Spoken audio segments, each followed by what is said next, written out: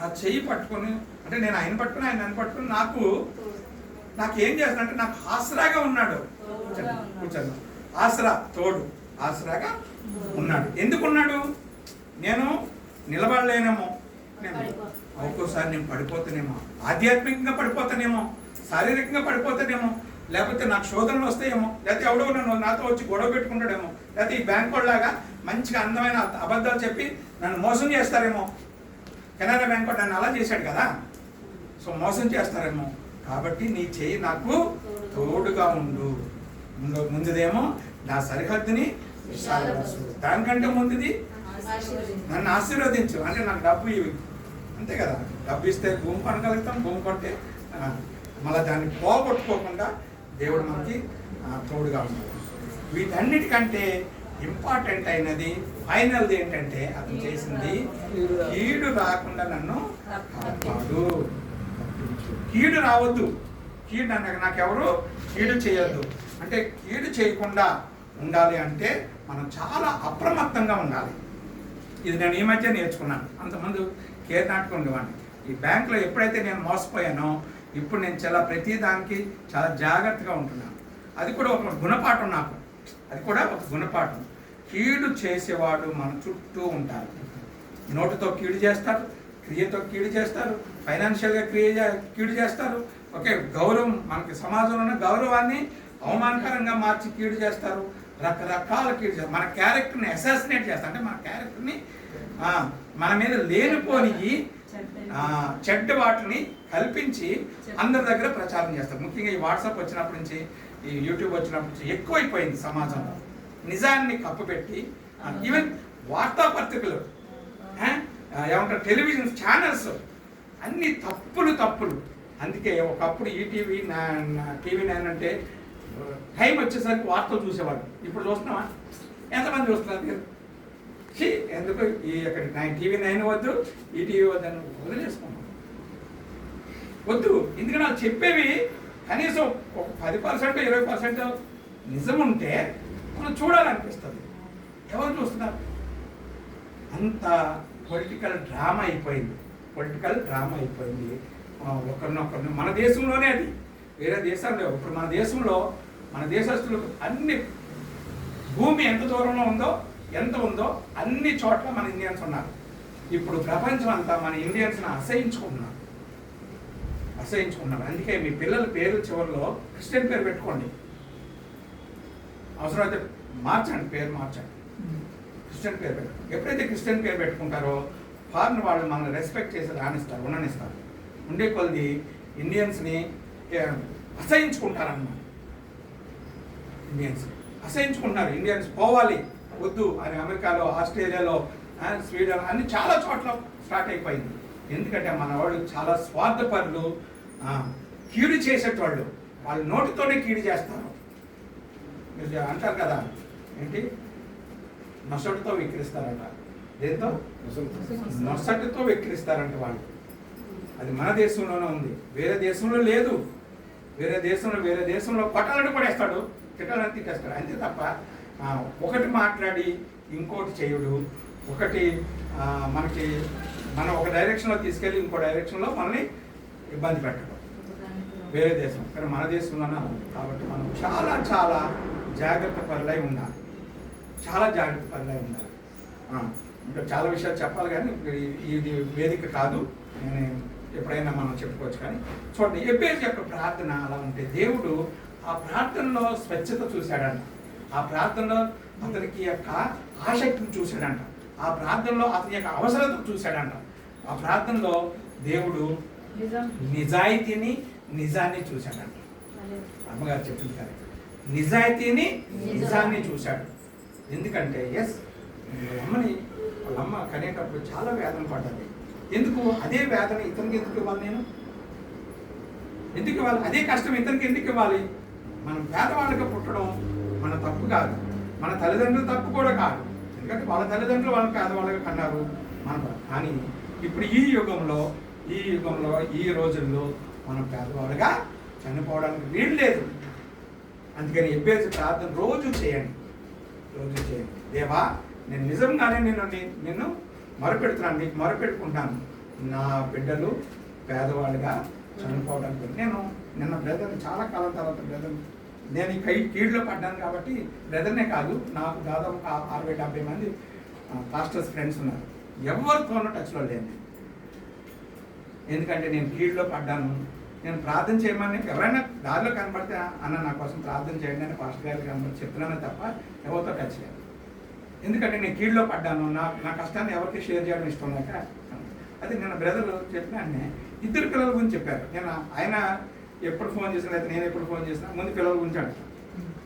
బాబు MBA, నేను MBA అనుకున్నాను. తర్వాత కుత్బుల్లాపూర్ ఎంబీఏ మెడిసిన్ అనగానే నాకు గుర్తుకొచ్చిన మళ్ళీ నేను పొద్దుట ఎంబీఏ అనుకున్నాను. కానీ ఎంబీబీఎస్ డాక్టర్. సో డాక్టర్ చదివిన వాళ్ళు దేవుని సేవ చేయగలరు. దేవుని సేవ పాప ఎంటెక్ ఏంటి గ్రూప్ అన్నా. సో పాప ఎంటెక్ చేసింది. ఒకప్పుడు వీళ్ళు పాప బీటెక్ చేసేటప్పుడు అనుకుంటా నేను వచ్చాను, బాబు ఇంటర్మీడియట్ వచ్చాను. సో మనం తక్కువగా ఉన్నప్పటికీ కొద్దిగా ఉన్నప్పటికీ మన బిడ్డలు డెవలప్ అయితే ఆటోమేటిక్గా మనం పేదవాళ్ళం అయిపోతాం కదా. సో పిల్లల్ని మీరు అలా డెవలప్ చేయాల్సిన అవసరం ఉంది. మనకి ఇండియా మనకేం జాబులు ఇవ్వక్కర్లే, ముఖ్యంగా క్రిస్టియన్స్కి జాబులు ఏమి ఇవ్వక్కర్లే. మీరు చదువుకోండి, బయటకు వెళ్ళిపోండి. నువ్వు క్రిస్టియన్ అంటే చాలు, ప్రపంచం అంతా నిన్ను చేర్చుకుంటారు. క్రైస్తవ ప్రపంచం అంతా నిన్ను చేర్చుకుంటారు. ఛాలెంజ్. అందుకని ఏం చిత్తమైతే డిగ్రీ అయిపోయిన తర్వాత అయినా సరే మీ చివరిలో మీ పేరు గెజెట్ ద్వారా మార్చేసుకోండి. ఏం పేరు ఆయన ఎస్సీ నుంచి క్రిస్టియన్లోకి వెళ్ళిపోయింది. అవునా? మా పిల్లలు కూడా ఓసీ క్రిస్టియన్ పెట్టేశారు. బీసీ క్రిస్టియన్ అది మార్చేసుకోవాలి అంతే. మార్చుకోవాలి, క్రిస్టియన్ మార్చుకోవాలి, బయటకు వెళ్ళిపోవాలి అంతే. అవసరం లేదు. ఇండియా మనల్ని ఆదరించకపోయినా మనకి ప్రపంచం మన కోసం ఎదురు చూస్తుంది. క్రైస్తవ ప్రపంచం మన కోసం ఎదురు చూస్తుంది. మీకు తెలుసా, ఇండియాలో దైవ భయము దేవుని వాక్యం నేర్చుకొని క్రైస్తవ బిడ్డలు బయటికి పోయి మళ్ళా గర్వాపసి తయారు చేస్తారు. అక్కడ ఎంతోమంది అమెరికన్స్ డైవర్ట్ అయిపోయారు, ఆస్ట్రేలియా వాళ్ళు డైవర్ట్ అయిపోయారు, లండన్లో బ్రిటిష్లో ఉన్న వాళ్ళు అందరూ దేవుని వదిలేశారు. వాళ్ళు ఇప్పుడు ఇండియాలో దైవ సేవకులు రెడీ అవుతారు. దైవ సేవకులు రెడీ అయ్యి అక్కడ దేవుని సేవ చేస్తారు. ప్రపంచ నలుమూలలా దేవుని సేవ చేసి, బాబు మీ దగ్గర నుంచి మేము వాక్యం నేర్చుకున్నాం, మీరు ఎందుకు ఇలా శాపగ్రస్తులు అయిపోయారు, రండి గర్వాపసి అని వాళ్ళని గర్వాపసి చేస్తారు. వీళ్ళందరూ మనల్ని గర్వాపసి చేస్తున్నారు కదా. వీళ్ళు చేసే గర్వాపసి కుటిలత్వంతో కూడుకుంది, ఓకే, అసూయతో కూడుకుంది, అంతేకాక మోసంతో కూడుకున్న గర్వాపసి ఇది మనం ఇక్కడ. కానీ అక్కడ గర్వాపసి ఎలా ఉండదు. ఎలా ఉంటుంది? వాళ్ళు మనం ప్రేమిస్తారు, వాళ్ళు మనం ఆదరిస్తారు, వాళ్ళని మనం ఆదరిస్తాం. కాబట్టి చదువుకోండి, ఫారెన్ కంట్రీకోండి అంతే. మీరు వెళ్తానన్న వాళ్ళకి నేను చాలామందిని సపోర్ట్ చేస్తున్నాను. మీరు కూడా నా చేత నేను సపోర్ట్ చేస్తాను. లాస్ట్ ఇయర్ 2 అబ్బాయిలు, నాకు 2 అబ్బాయిలు ఎర్మోన్ ఒక వర్షానికి నుంచి 2 అబ్బాయిలు వెళ్ళారు. ఒకడేమో ఎంబీబీఏ చదవడానికి, ఒకడేమో ఎంఎస్ చదవడానికి. ఇద్దరికి నా చేత నేను సహాయం చేస్తాను.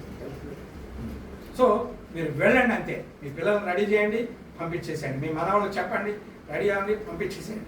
ఏం అవసరం, తర్వాత అవసరమైతే మనం కూడా వెళ్ళిపోవాలి. అదే. సో కాబట్టి ఎబ్బేసు ప్రార్థన మనం గుర్తు చేసుకోవాలి. సిలువ మీద తీయమని కానీ తీస్తే తీయండి. లూకా సువార్త ఫాస్ట్గా చెప్పేస్తాను, అయ్యగారు చెప్పిన ప్రకారం. లూకా సువార్త 23వ అధ్యాయము 39 నుంచి 43 అన్నీ చదవక్కర్లేదు, మీరు చదువుకోండి, నేను మామూలుగా చెప్పేస్తాను. ఇందులో ఇతను ఏం చేస్తాడంటే చాలా బాధలో ఉంటారు 2 దొంగలు, తెలుసు కదా. క్రీస్తు ప్రభు కూడా అంతకంటే బాధలో ఉంటాడు. ఎందుకంటే వాళ్ళు సిలువ వేశారు, కానీ ఈయన క్రీస్తు ప్రభుని సిలువ వేసి హింసించడం కూడా చేస్తున్నారు కదా. ఆయన కొడుతున్నారు, తిడుతున్నారు, ఉమ్మేస్తున్నారు, ఆయన బట్టలు పంచుకున్నారు, రకరకాల బిజీగా ఉన్నారు. ఈ 2 దొంగల్ని మర్చిపోయి ఓన్లీ క్రీస్తు ప్రభుని టార్గెట్ చేస్తాను. అటువంటి పరిస్థితుల్లో అక్కడ ఉన్న వాళ్ళు ఒక దొంగ ఏమన్నారు, నువ్వు దేవుని సేవకుడు కదా, దేవుని కుమారుడు కదా, దేవుని యొక్క నువ్వు దేవుడు కదా, నువ్వు రక్షించుకొని మమ్మల్ని కూడా రక్షించని హేళన కలగా అయితేనే, లేకపోతే మొదటి దొంగ అయితే వాడికున్న బాధను బట్టి నిందాకరమైన మాటలు అంటూ రక్షించమని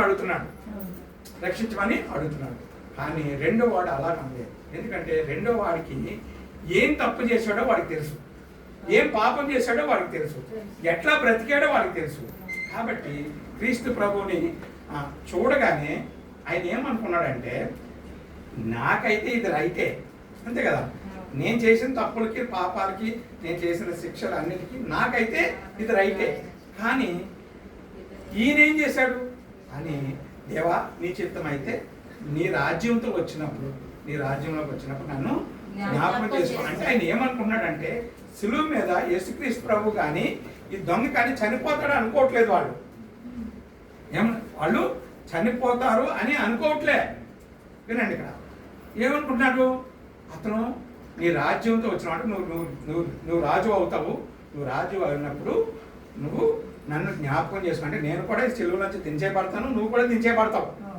కాబట్టి నువ్వు ఖచ్చితంగా ఈ శిక్షలోంచి బయటపడి నువ్వు రాజు అవుతావు, నువ్వు రారాజు అవుతావు, అప్పుడు నన్ను గుర్తు చేసుకో అని ఈ లోకపరంగా అతను ఆలోచించాడు.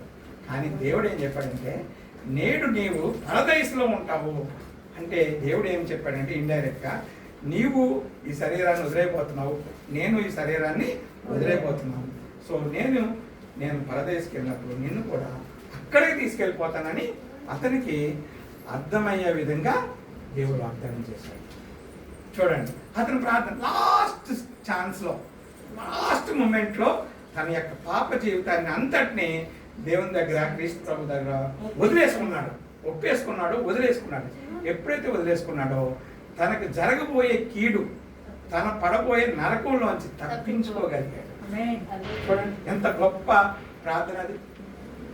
అంటే మనం లాస్ట్ బ్రీత్ వరకు, చివరి శ్వాస వరకు మన యొక్క పాప జీవితం విషయంలో మన ఒంటరి బ్రతుకులో ఒంటరిగా మనం ప్రార్థన చేసినప్పుడు ఖచ్చితంగా మన యొక్క కీడుని గుర్తు చేసుకుంటూ దేవుణ్ణి క్షమాపణ అడుగుతూ ఉండాలి. అప్పుడు దేవుడు, చాలామంది అంటారు మనం రక్షించబడిపోయాం, బాప్టిజం తీసేసుకున్నాము, మనం ఇంకా మన యొక్క పాపాల గురించి మనం మళ్ళా ప్రార్థన చేయగలదు అంటారు. కొంతమంది ఏమంటారు, ఎప్పుడు మన పాపను గుర్తు చేసుకోవాలంటారు.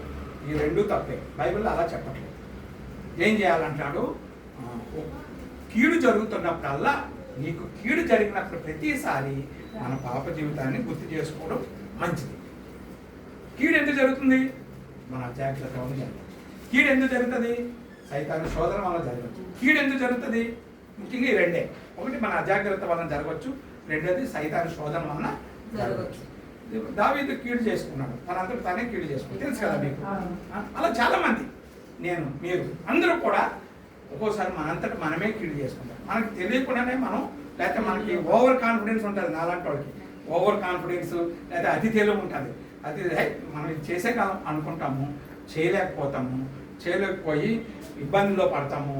ఇబ్బందులు పడి అవతల వాడు మన ఇబ్బందిని గుర్తు చేసుకొని, అంటే గ్రహించి వాడు మనల్ని వాడేసుకుంటాడు, వాడు మనల్ని మోసం చేసేస్తాడు. సో కాబట్టి మనం ఎప్పుడైతే కీడులో పడతామో, లేదా కీడులో పడకుండా ఉన్నప్పుడు అలా జాగ్రత్తగా పడకుండా ఉండే విధంగా ఒకసారి ప్రార్థన చేసుకోవాలి. కీడులో ఒకవేళ అనుకోకుండా పడితే మన పాప జీవితాన్ని గుర్తు చేసుకొని జాగ్రత్త పడాలి. అది ఎవరు చేశారు ఈ ప్రార్థన? ఎబ్బేసేమో తన యొక్క పూర్వ, అంటే తల్లి యొక్క పరిస్థితిని బట్టి, వేదనను బట్టి తను దేవుణ్ణి హత్తుకున్నాడు. ఇతను ఆ ఆఖరి క్షణంలో, చనిపోయే క్షణంలో చనిపోతాడని అతనికి తెలియదు. కానీ అతను ఏం చేశాడంటే, దేవాన్ని నన్ను గుర్తు చేసుకోవటావా, నాకు సహాయం చేయి, నువ్వు ఎలాగో వస్తావని అప్పటికప్పుడు అతను నమ్మాడు. సో చూడండి, ఇంకొక ఆయన కూడా ప్రార్థించాడు. ఈ దొంగ అనేవాడు చాలా పేదోడు. ఈ వేదన పడ్డ ఎబ్బేజు ఒక మళ్ళాంటి మిడిల్ క్లాస్ ఫ్యామిలీ అయి ఉండొచ్చు. వీళ్ళిద్దరికంటే గొప్పడు ఇంకోడు ఉన్నాడు. అతను ఎవరంటే సొలొమోను. సొలొమోను ఏమని ప్రార్థన చేశాడు చూడండి ఒకసారి. సొలొమోను 1వ రాజులు 3వ అధ్యాయం చూడండి. అది చాలా వచనాలు ఉంటాయి, అన్నీ అక్కర్లేదు, కానీ నేను మీకు చెప్పేస్తాను. అన్నీ అవసరం లేదు కానీ కొన్ని చెప్పేస్తాను. ఎక్కడుంది అది చూడండి. 1వ రాజులు మొదటి గ్రంథం అంటాము. రాజుల మొదటి గ్రంథం 3వ అధ్యాయం 5వ వచనం నుంచి చదవాలనుకున్న వాళ్ళు ఎవరైనా చదవాలి. 3వ అధ్యాయం 5వ వచనం నుంచి. మొదటి రాజులేనా? 3వ అధ్యాయం 4వ వచనం నుంచి కాదమ్మా, 5వ వచనం నుంచి చదువు. చదివా కరెక్ట్, కరెక్ట్. గిబియోనులో యెహోవా చదువుకుంటూ వెళ్ళిపోమ్మా.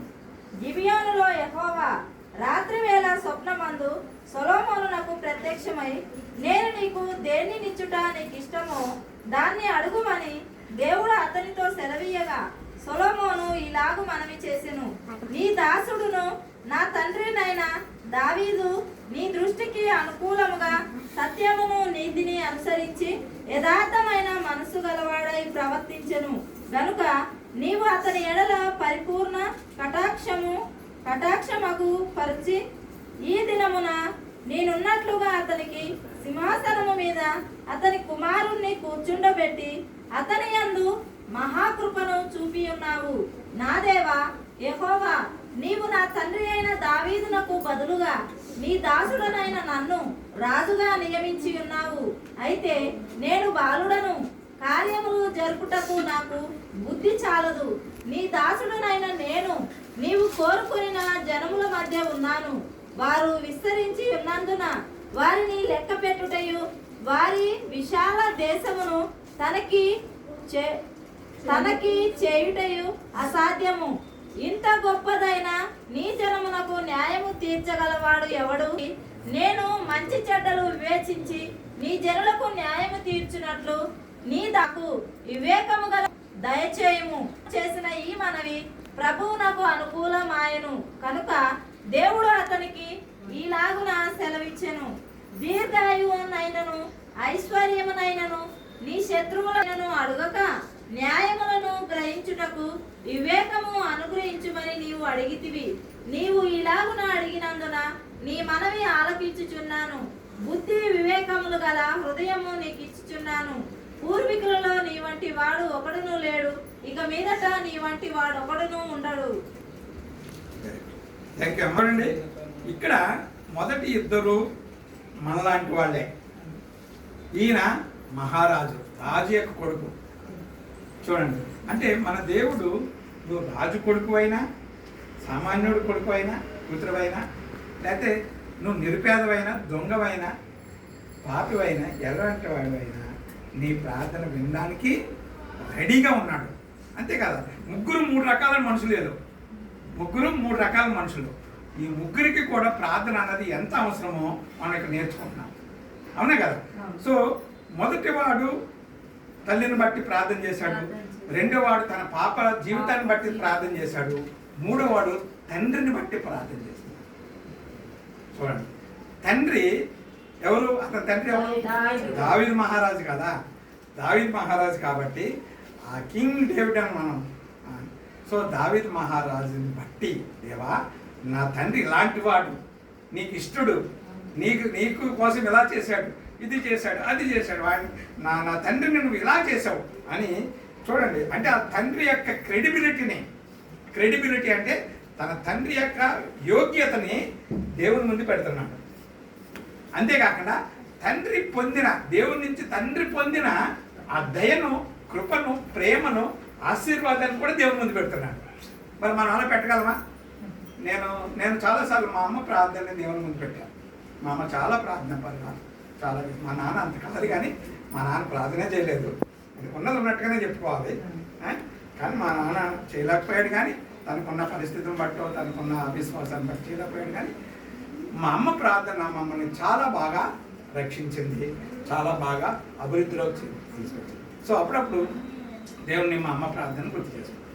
సో ఇక్కడ ఎబ్బేజు వాళ్ళ అమ్మ గురించి అడ్రస్ చేసుకుంటూ, వాళ్ళ అమ్మను గుర్తు చేసుకుంటూ దీవించమని అడిగాడు. దొంగ తన సొంత జీవితాన్ని గుర్తు చేసుకొని దీవించమని అడిగాడు, అదే కాపాడమని అడిగాడు. కానీ సొలొమోను ఏం చేశాడంటే తన యొక్క తండ్రి, చూడండి ఎలా ప్రార్థన చేశాడు, నా తండ్రి అయిన దావీదు నీ దృష్టికి అనుకూలంగా సత్యమును నీతిని అనుసరించి. మీరు ఎవరు చదవకండి.